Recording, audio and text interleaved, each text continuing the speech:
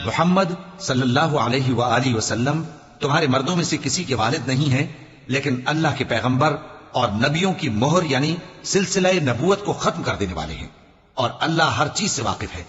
اے اہل ایمان، اللہ کا بہت بہت ذکر کیا کرو اور صبح و شام اس کی پاکی بیان کرتے رہو۔ وہی تو ہے جو تم پر رحمت بھیجتا ہے اور اس کے فرشتے بھی، تاکہ تم کو اندھیروں سے نکال کر روشنی کی طرف لے جائے،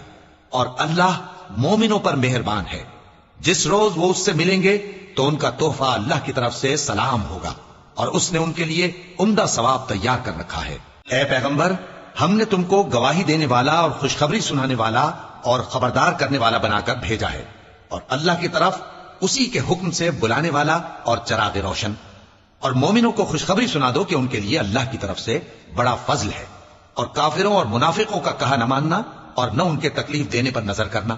اور اللہ پر بھروسہ رکھنا، اور اللہ ہی کارساز کافی ہے۔ مومنوں، جب تم مومن عورتوں سے نکاح کر کے ان کو ہاتھ لگانے یعنی ان کے پاس جانے سے پہلے طلاق دے دو تو تم کو کچھ حق نہیں کہ ان سے عدت پوری کراؤ، بس ان کو کچھ فائدہ یعنی خرچ دے دو اور ان کو اچھی طرح سے رخصت کر دو۔